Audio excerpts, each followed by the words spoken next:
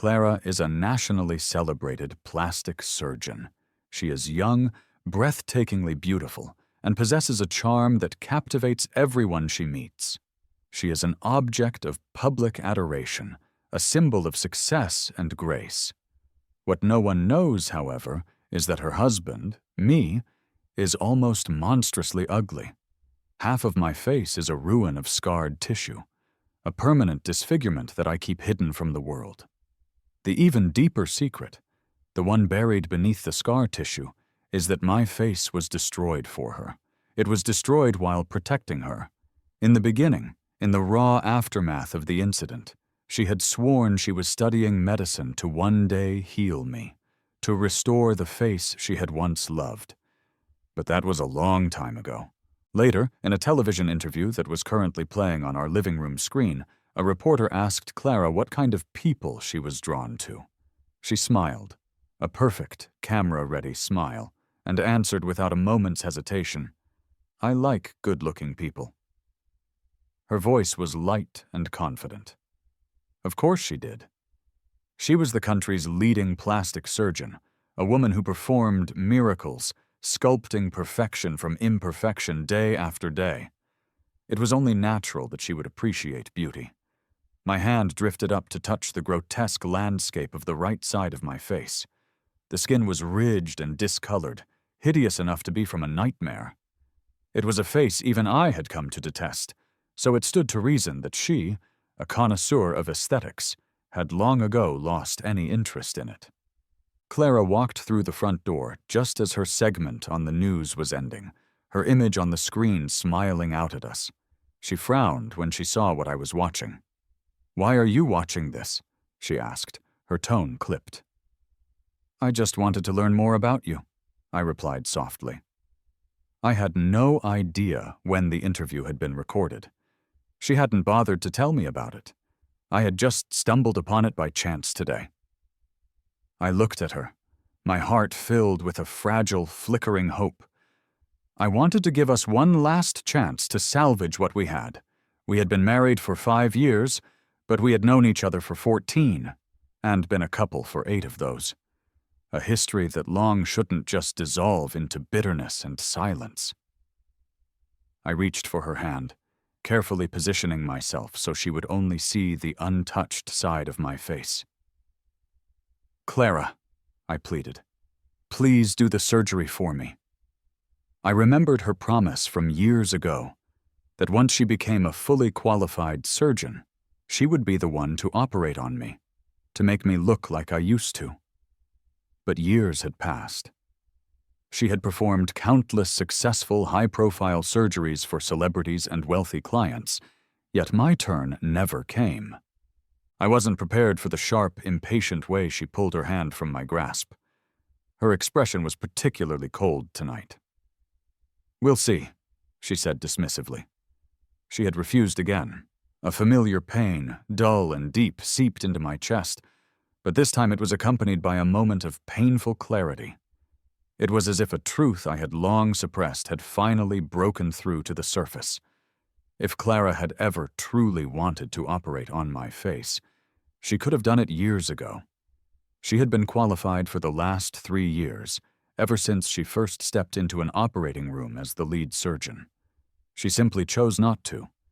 She had also carefully curated her public image, ensuring that very few people even knew we were married. It allowed her to maintain her persona as a brilliant, single, and desirable doctor on television.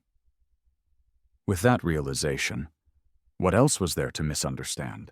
I had already been abandoned by Clara, emotionally and professionally. I forced down the ache in my heart and managed a small, sad smile. "Clara," I said, my voice surprisingly steady, "let's get a divorce." The words came out so easily, as if I were not suggesting the end of our marriage, but simply asking what she wanted for dinner. Perhaps it was the casualness of my tone that made her freeze. She stared at me, her brow furrowed in a mixture of confusion and disgust, as if I were some strange foul thing she'd just discovered in her home. "Leo, what kind of game are you playing now?" she asked, her voice laced with extreme impatience. I found her reaction almost amusing, but the pain beneath my forced smile nearly shattered my composure. A game? It was a laughable accusation. When had I ever played games with her? It seemed that in her eyes, I had absolutely no credibility left. Any truth I spoke would now be interpreted as a lie or a manipulation. I had never once lied to her, not in all our years together. Was it because her own life was built on deception that she now saw it in everyone else? I didn't bother to explain myself or waste energy trying to understand her reasoning. I just tried to speak as gently as I could, hoping to bring our relationship to a gentle end after such a reluctant beginning. I glanced around our beautifully furnished apartment. We had lived together for so long that our lives and possessions were deeply intertwined. Some things would be difficult to separate, so I decided to let her have them all. After all, being married to someone who looked like me for 5 years must have been a significant burden for her. "I'll leave with nothing," I said. "We don't have any children.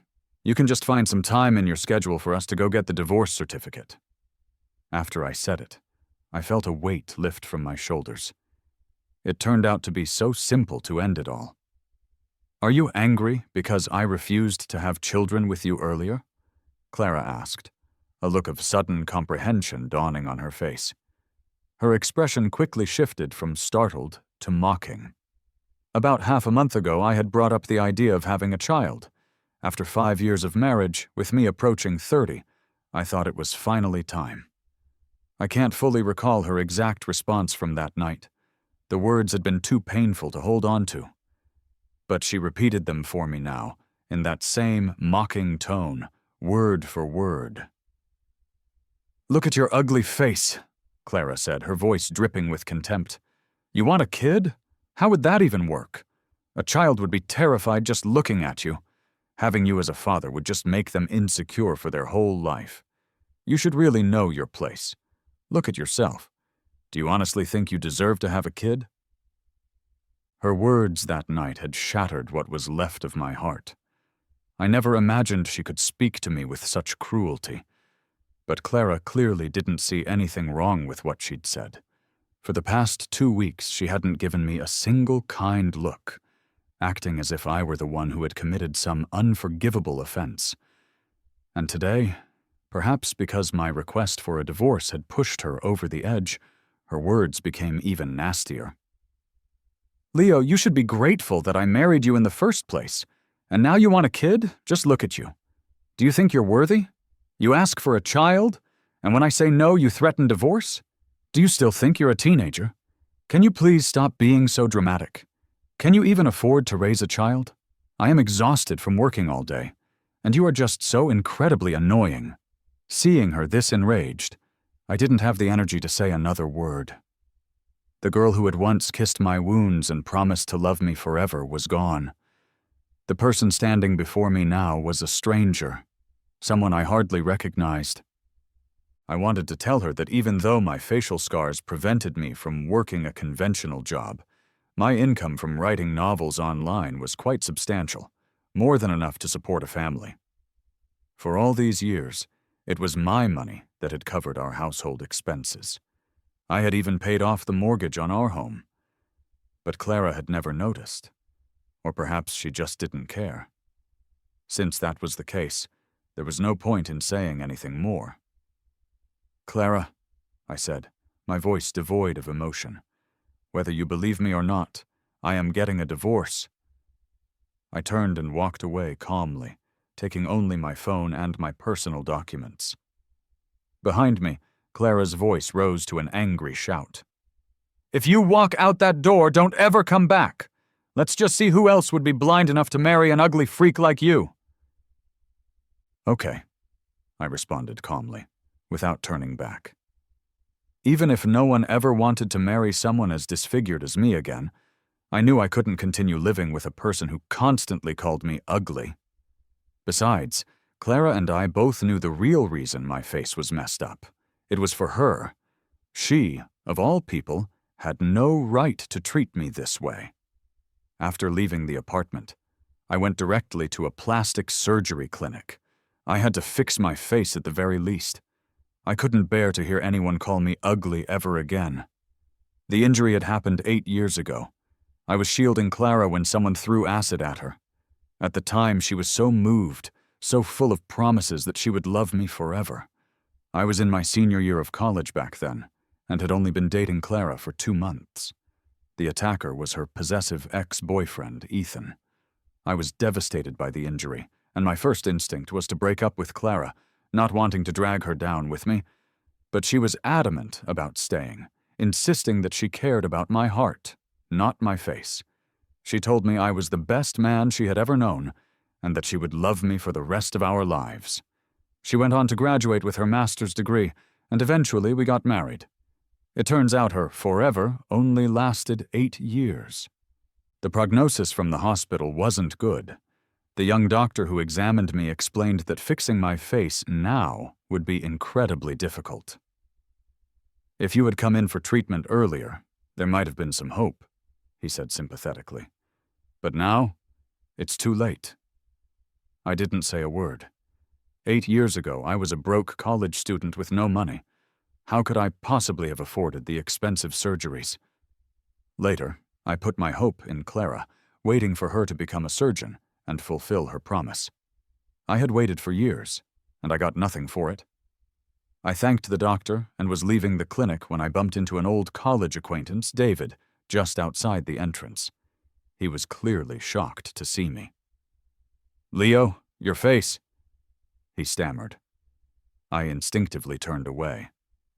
Over the years, I had grown accustomed to the strange looks and whispers, but David grabbed my arm.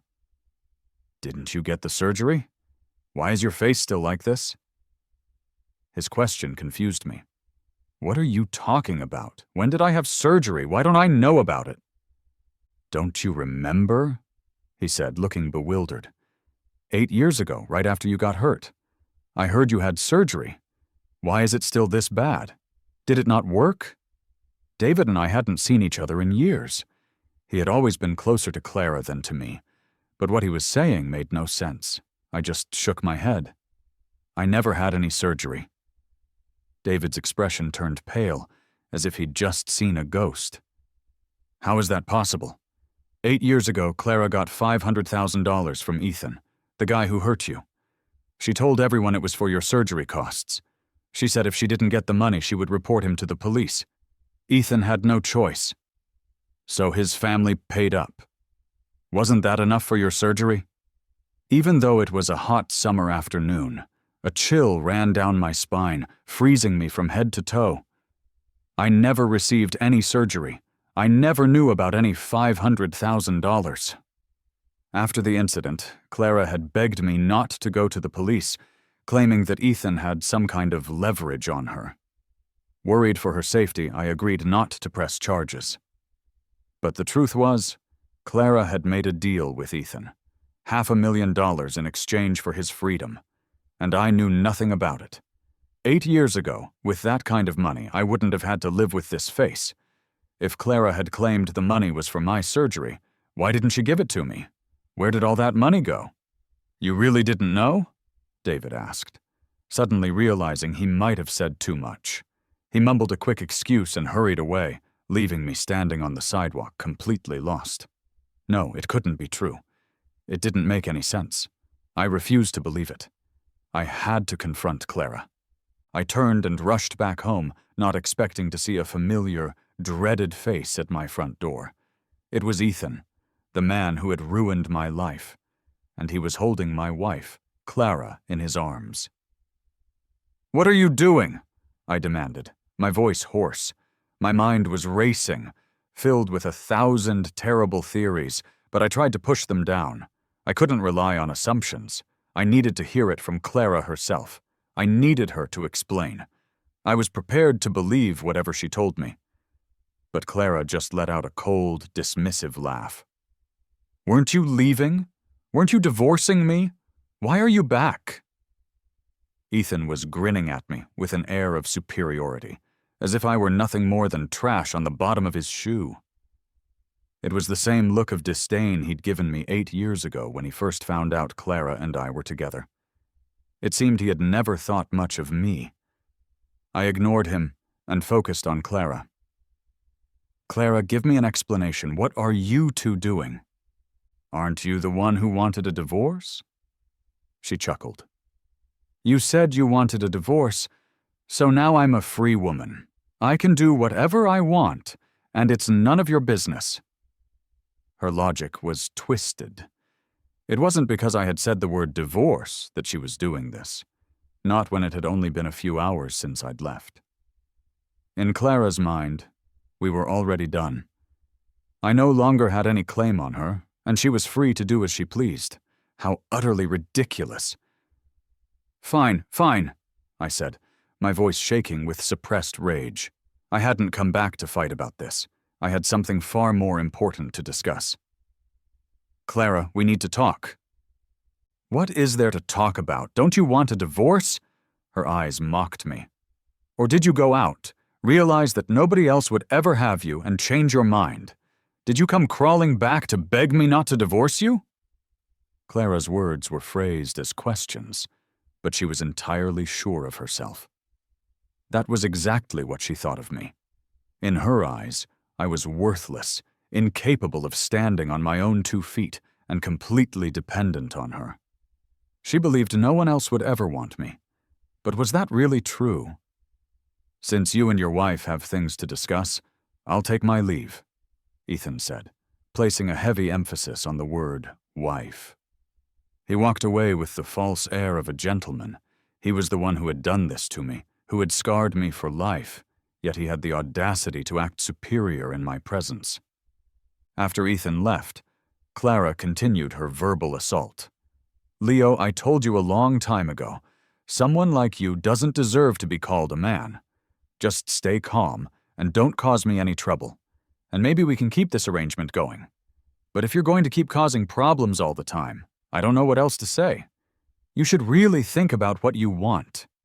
What did I want? What exactly did I want? I almost wanted to laugh. Why did such a simple question seem so impossible to answer? I didn't even know what I wanted anymore. I used to think we were in love. I used to think we would build a happy life together. All I ever wanted was to be with her. I wanted to work hard and make money so she could live a good life, so I wouldn't be a burden to her. But now, love had proven to be an illusion. What could I possibly want now? I just wanted the truth. Clara, you took $500,000 from Ethan 8 years ago, didn't you? Clara's face changed dramatically, her composure shattering. What nonsense are you talking about? She snapped. Seeing her reaction, I knew it was true. I just shook my head. Quite a few people know about this, right? You can't hide it from me forever. From what David had told me, I could now piece together the whole truth of that year. At the time, Ethan had acted impulsively. If I had reported the assault, he would have faced several years in prison. Clara, always eager to gain the upper hand and control the public narrative, hadn't been discreet when she went to Ethan's family for the money. Many of our mutual friends knew about it, but they were Clara and Ethan's friends, so I was kept in the dark. And Clara didn't ask for the money for herself. She claimed it was to treat my face, an expense that Ethan should have been responsible for anyway. So, to everyone else, it seemed perfectly reasonable. Everyone thought Clara was doing the right thing, but the problem was, that money never reached me. I never saw a single cent of it. If I had gotten that money 8 years ago, my face could have been treated then, and I wouldn't have had to live with these scars all these years. With Clara not denying it, I felt my heart break all over again. My face could have been healed, I said, my voice cracking. I asked the doctor today. If I had the money back then, my face could have been fixed. But you took that money and you used it on yourself. You didn't tell me, and you convinced me not to report the crime. You said Ethan had something against you, some leverage that meant you couldn't turn against him. So I let it go. I swallowed that bitter pill like a fool, living with this ugly face for 8 years. There was never any dirt on you, was there? The so-called dirt was just about the $500,000. You watched my face get ruined. You saw me living like a mouse, hiding in the shadows, afraid to face people. Clara, didn't your conscience bother you at all? And while you did all this, you even had the nerve to call me ugly. You found my face disgusting. But why did I end up like this? Do you really not know in your heart? My face was injured while I was trying to save her. She could have had my face fixed 8 years ago, but she didn't. She hid the money. Later she became a plastic surgeon herself. She could have helped me then, but she didn't. She just watched me live in pain every day. And from time to time she would provoke me with her cruel words. At almost 30 years old, I felt unworthy of even having a child because of my ugly face. Why? I had just filed for divorce, and she was already hugging and kissing Ethan, the very person who did this to me, in our own home. Was this the first time? Had this happened before? How many things had Clara done behind my back? Did she ever even care about me at all? Probably not. The more I thought about it, the more I felt like I was going to break down. I looked at Clara with utter vulnerability, wishing she would give me some kind of answer. I wanted to hear her say it was all a misunderstanding, but I knew it wasn't. It was the harsh, undeniable truth. Suddenly, Clara screamed, her face twisted with rage. Did I ask you to save me, did I? I didn't! 8 years ago, I never asked you to shield me. If you hadn't gotten in the way, I could have avoided it myself. Because you shielded me, everyone thinks I owe you something. So I was forced to stay with you, forced to marry you. You dragged my life down with yours, and it's all your fault. How dare you blame me? What right do you have? Was everything I did just a self-serving act in her eyes? Was my sacrifice all for nothing? So, Clara never even wanted to marry me. She didn't want to be with me. She believed, ever since that day 8 years ago, that I was using a heroic act to trap her. So what did all my love mean? What did everything I did for her mean? I suddenly felt ridiculously stupid. For 8 years I thought we were in love, but it was just my own delusion. Hadn't Clara been wronged all these years, too? She never wanted to be with someone like me, an ugly loser. But she stayed with me despite her own discomfort. She must have been miserable. Ethan told me he only took that acid to scare me, Clara continued, her voice rising hysterically. But you got in the way, and he spilled it by accident. If you hadn't been there, he never would have done it. She confessed that she had never even liked me, that she was just fighting with Ethan when they broke up. I had shown up, shamelessly pursuing her. And she only got with me to spite Ethan. But then so much happened that she couldn't split from me, even if she wanted to. She didn't want to be called heartless, to be judged by society. So she swallowed her pride and stayed with me, right up until we got married. It turns out Clara had suffered so much for these 8 years. I suddenly felt utterly beaten. I had rushed back today to confront her, hoping she would give me some kind of explanation. But I was just fooling myself. All right, I whispered. Since that's how it is, I'll just let it go. By now, everything that could have been said between us had been said. What exactly happened? Whether there was a misunderstanding? It was all crystal clear now. I turned away, not wanting to look at her any longer. I was afraid that if I looked for even one more second, I would say something I would regret. Even if I had known how it would turn out, just knowing wouldn't have changed anything. Suddenly, everything felt so meaningless. If Clara really didn't like me 8 years ago, she should have turned me down when I confessed my feelings to her. Why did she agree? If she had rejected me, I wouldn't have kept pursuing her. Sure, I liked her back then, but not enough to keep chasing after being rejected. Then I wouldn't have lost my face. Clara and Ethan could have moved past their fights and been happy together. Everything could have been so much better. I admit, I was the one who went after her. It was my own fault.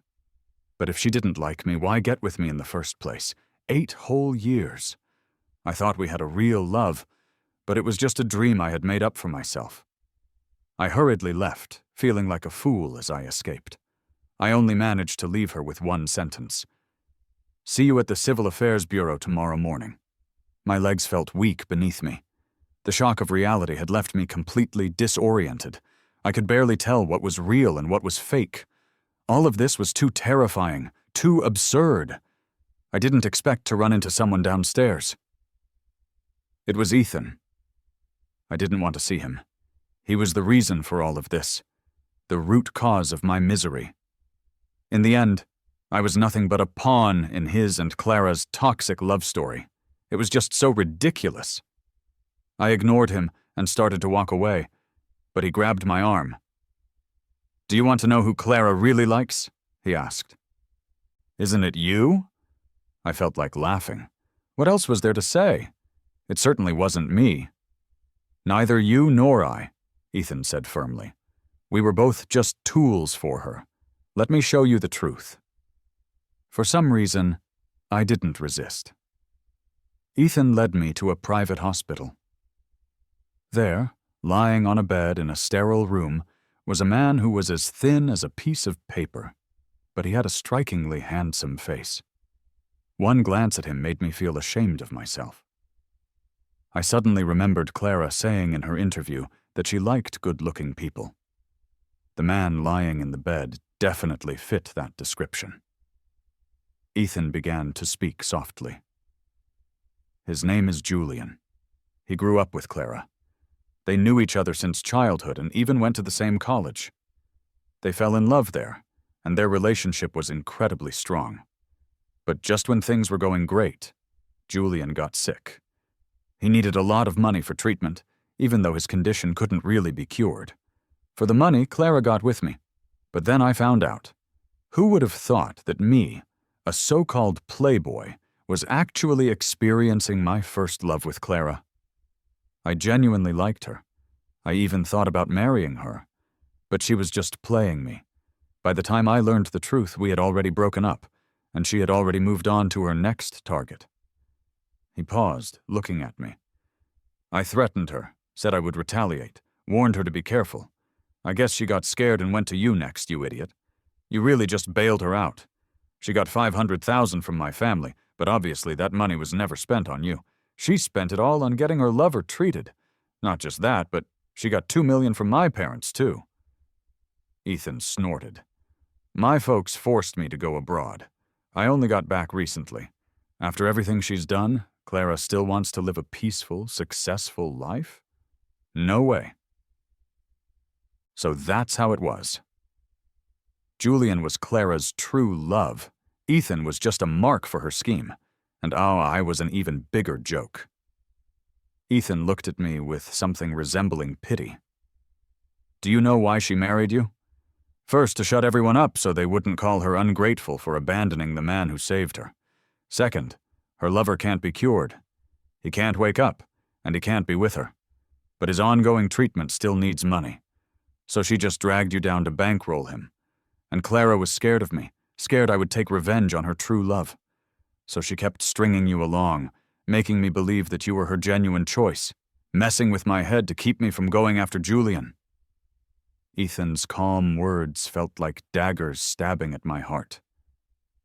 All along, I had been deluding myself. My relationship with Clara was entirely fake. There were no real feelings involved. We were just high school classmates with no real connection. To her, I was just another ordinary classmate, nothing special. But I had liked her since then. I even chose this college just to be near her. I was just watching over her quietly from a distance. When she broke up with Ethan, all I intended was to express my feelings, hoping it would help her move past her heartbreak. But then Clara reached out and held my hand, saying she would be with me. I was over the moon at the time. It turned out it was all just a trap. Nothing was real. That woman never loved me. Ethan looked at me coldly. "Now that you know the full truth, don't you want to get back at her?" He gestured toward my disfigured face. "I did this to you, but ultimately, it's Clara who's to blame, right? I already gave her the money to help with your treatment. If you had done it 8 years ago, your face would have healed by now. You wouldn't have to live with this scar. It's all Clara's fault, right?" "What do you want me to do?" I asked, my voice flat. At that moment, my hatred for Clara peaked. Of course, I knew Ethan hated her too. After 8 years of being forced to live abroad, away from everything he knew, he must have really hated her. If Clara wanted fame and fortune so badly, then we should let her have nothing. Everything she had now, she got by stealing and manipulating. What Ethan wanted me to do was simple. He had set up a press conference and wanted me to spill the entire story about me and Clara. I had just found out that Clara had recently appeared on a popular reality dating show, where she had become the face of her hospital, a young, pretty, and incredibly skillful doctor. Who wouldn't like her? But what if people found out that this angel was actually a devil in disguise? Wouldn't that be interesting? On the day of the press conference, Clara somehow heard about it. She started calling and texting me non-stop, apologizing and begging for my mercy. Ethan stood next to me, amused by the frantic messages lighting up my phone. "You're not going to go soft on her, are you?" he asked with a smirk. I shook my head. Of course not. I was the one who confessed to her first, but was everything that happened after that really all my fault? Why am I like this now?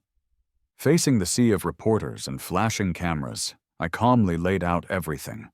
But Ethan, who was standing beside me, suddenly turned pale and tried to stop me. It was too late. He couldn't stop me now. Ethan had told me before to just say that my face was damaged for Clara, but that she never helped me heal. He wanted me to paint Clara as a heartless, ungrateful woman. But I was ready to tell everyone that it was Ethan who hurt me. I laid it all out, planning to take down both of them. Did Ethan really think I didn't know his game? He had just gotten back from abroad and was looking for an opportunity to make a name for himself. He wanted fame and fortune too. He planned to use me, to make me his pawn. But he hurt me too. Why should I help him? After the press conference, Ethan tried to confront me, his face a mask of fury. I just looked at him coldly. "This time I'm calling the cops. Back then I was foolish. Clara easily talked me out of reporting the incident. I gave up on getting justice for myself, so who else could I blame? But this time is different." Everything I had said was the truth, delivered without an ounce of emotion. Back then, many people knew the truth, and others would now come forward to verify it. As for Ethan, his attempt to use me had backfired spectacularly. He brought it on himself, thinking too highly of his own cleverness. He hurt me too. Why would I ever help him? The moment I got back to the hotel, Clara showed up. She glared at me hysterically, looking tormented. I just watched her calmly. "Clara, this is what you owe me." But I was wrong. Clara wasn't angry or blaming me. She just looked at me with an almost numb calmness. "Why did you do this? Do you know I really wanted us to have a good life together?" "Oh, really, Clara?" I sneered. "What about your beloved Julian?" Knowing that I knew everything, she didn't deny it anymore. She bit her lip, looking helpless. "He's incurable. He's bedridden for life. He's eventually going to die." Clara said this with a calm cruelty, and I slowly grasped that maybe this woman didn't love anyone.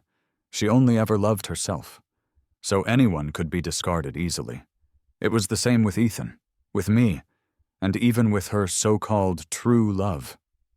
Clara seemed to be suggesting that because her beloved would die, she could be with me. We wouldn't even need to get divorced. We could just stay together for life. But did I care? The idea just made me feel sick. I glared at her. "Everything you have is built on hurting me. Your fame and your fortune are from stepping on my pain. I don't want to help you anymore. Hate me if you want. Just remember to get the divorce papers." "No, I love you!" I didn't know what kind of act Clara was putting on, but she suddenly hugged me tightly. "I love you, Leo. Honestly." How ridiculous. 8 years ago, when she hurt me, she didn't love me. During those 8 years of marriage, when I loved her unconditionally, she didn't love me. Now, when my heart had turned to ice, when I was ready to quit and retaliate, that's when she says she loves me. Clara ignored my sarcastic silence and clung to me, pouring out her feelings. She admitted that she only loved Julian initially, and that her relationship with me was just a scheme. But when I got hurt for her and later treated her so well, she claimed she had really fallen in love. Yet the more she loved me, the less she could face me. Every time she saw my injured face, she was reminded of the terrible things she had done. She would remember how deeply she had wronged me, and the guilt prevented her from facing me, leading her to hurt me more with harsh words. "I regretted it later, I really did," she sobbed, her tears soaking my shirt. "I wanted to help fix your face, to return it to how it was. But I can't anymore. No one can fix it now. Seeing your face makes me regret everything. It makes me hurt. I can't face you. I only know how to hurt you. But that's not my true self. I do like you, Leo. I genuinely do. What good is your love? Does your love even mean anything?" I shoved her away, unwilling to hear another insincere word. It was pointless, completely pointless. "Clara, it ends here. You destroyed me, so I destroyed you. We're even now." But were we truly even? I had just ruined Clara's reputation, stopping her from playing the role of a single, attractive doctor. But she wouldn't lose her job. Her medical skills were still solid. She wouldn't starve. But my face was truly ruined. The pain I had endured over the past 8 years couldn't just be erased, saying we were even. How could we ever be even? "I'm begging you. Don't break up with me, okay? I regret it. I really do." Clara clung to me, refusing to let go. I just didn't understand this woman. If she was acting, what was she trying to get from me? I had nothing. Could it be she wanted me to go back to the press and explain that everything I had said before was all nonsense? That she was innocent and had never done anything wrong? Maybe Clara would actually pull off something like that. But I didn't want to participate in her act anymore. I pushed her away forcefully. "Do you remember the day I first mentioned divorce? You were already cozying up with Ethan in our home. Your love is so cheap. You seem to love so many people. Why should I believe the love you say you have for me is real?" That was a misunderstanding. He came to threaten me. I was scared, so I tried to calm him down. I told him I loved him, but it was fake. I don't love him. I only love you. "But your lies didn't fool Ethan," I chuckled coldly. "Lies like that might have fooled us 8 years ago, but not now." So Ethan had come to me and laid out the truth, while Clara was still lost in her fantasies, thinking she could fool everyone for as long as she wanted. She thought she could trick us again, just like she did 8 years ago. No way. I was done dealing with her.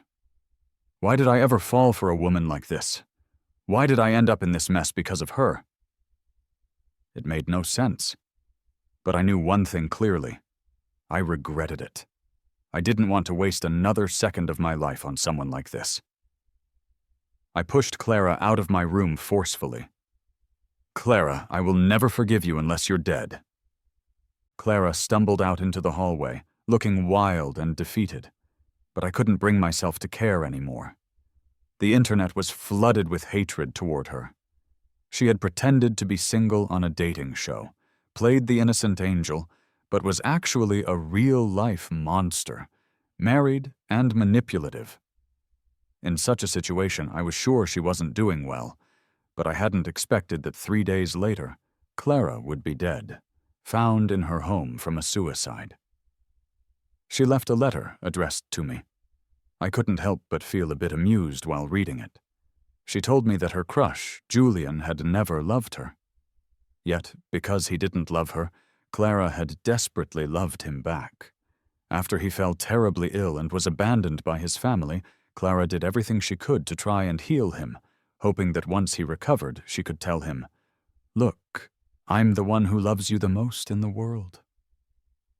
She dreamed of the two of them being sweet together one day. But it was just that, a dream. In her letter, Clara told me that she regretted it, truly regretted it.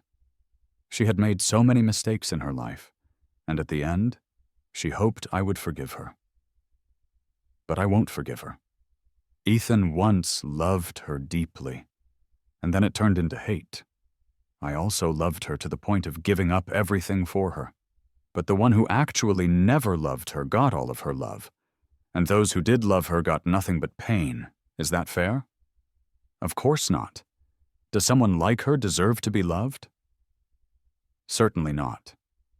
I often look at the scars on my face and wonder if it was worth it for someone like her. No, it wasn't. With Clara dead, no one would continue to support her crush, and he soon died in the hospital. Yet, it had nothing to do with me. One day, when I woke up, I found I wasn't in the big bed in my apartment, but in a 4-person room in a college dorm. I climbed down from my small bunk bed. Today was just another ordinary day, but I remembered that something significant was supposed to happen. Today was the day I had confessed my feelings to Clara, and we got together. 2 months later, I was burned by the acid thrown by Ethan because of her, and I was permanently disfigured. It turns out all the tragedies of my life began on this very day. I obviously wouldn't be going to find Clara today. Since I had been given a second chance, I was going to cherish it. While my personal timeline fluttered and changed, not much else did in the grand scheme. 2 months later, I heard through the campus grapevine that Ethan had thrown acid on Clara's face, and she was completely disfigured. Rumor had it that she had used her looks to scam money, deceiving several wealthy guys. They were furious, especially Ethan, who, feeling betrayed both in love and money, ruined the face she had used as her primary tool.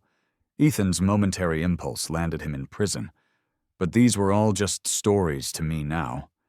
In this version of the story, the bad guys ultimately got their karma, and I was completely uninvolved, a detached observer of a tragedy I had narrowly escaped.